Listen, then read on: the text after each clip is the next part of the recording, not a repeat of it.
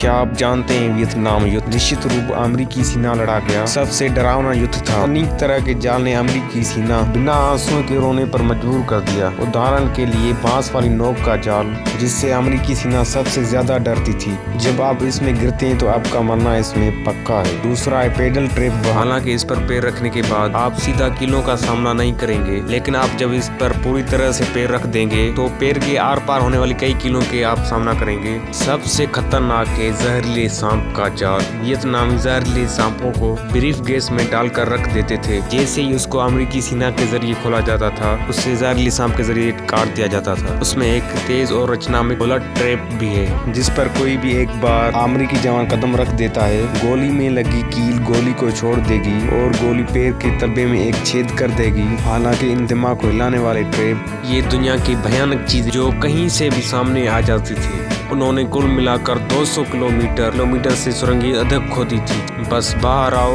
और गोली मारो और अंदर भाग जाओ। भले ही अमेरिकी सेना के साथ अच्छे हथियार थे, लेकिन उनसे कोई फर्क नहीं पड़ता था। सुरंगें सीधी नहीं थी, इसलिए अमेरिकी सेना अंदर ग्रेनेड फेंकती है, तब भी वह वियतनामियों को नुकसान नहीं पहुंचा सकते थे। भले ही हमलावरों नीचे दर्जनों बम गिराए हो, वह वियतनामी अब भी बेपरवाह होकर मौज मस्ती कर रहे हैं, क्योंकि टनल में सभी सहूलत मौजूद हैं, जैसे कि रसोई, अस्पताल, लेटने और हथियार रखने की जगह भी थी। यहाँ तक कि वहाँ मूवी थिएटर भी बनाया गया है। ये स्पष्ट रूप से एक अंडरग्राउंड शहर है। सुरंगी युद्ध से निपटने के लिए अमेरिकी सेना ने सभी प्रकार के तरीकों का इस्तेमाल किया, जैसे कि जहरीली गैस को सुरंग में डाल देना, लेकिन उसने बिल्कुल भी काम नहीं किया। जब तक वह वियतनामी अंदर का दरवाजा बंद करके रखते हैं, तो जहरीली गैस उन्हें कुछ नहीं कर सकती है। अमेरिकी सेना को कभी पता नहीं चलेगा कि कितने सुरंग प्रवेश द्वार हैं, क्योंकि वहीं प्रवेश द्वार को घास से ढक देते थे। यहाँ तक कि वहाँ से अमेरिकी सेना वहाँ से गुजर भी जाए तो उन्हें पता नहीं चलेगा। कभी कभी सुरंग का प्रवेश द्वार सुअर के बाड़े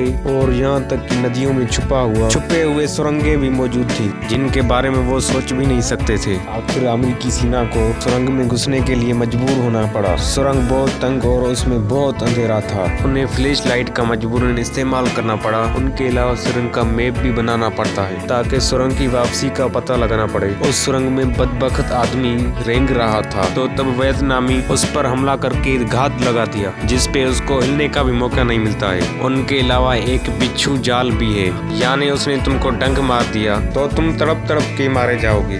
और जहरीला सांप, जिसका मैंने शुरू में जिक्र किया था, अमेरिकी सेना को सुरंग में इससे भी काटा जा सकता है। पूरी सुरंग के अंदरूनी एक तो बहुत ही खतरनाक है और इसमें खो जाना बहुत ही आसान है। घबराहट में आप इस ट्रैप वायर में फंस सकते हैं। नतीजा ये हुआ कि मौके पर ही ग्रेनेड खुल जाएगा। कभी कभी हमारे और वियतनामियों के बीच एक दीवार होती, तुरंत डंडे से वार करके उसकी हत्या की जा सकती है। और ये तो और भी बुरा है, ऊपर से वियतनामी नीचे पानी फेंक रहा है, जिससे तंग सुरंग में तैरना बहुत ही मुश्किल है। जल्दी ही वहाँ डूबकर मर जाता है। कबड्डी वियतनामी केवल रात को ही भोजन लेने बाहर आते हैं और रात को अमेरिकी सेना के ऊपर खूब वार करते हैं।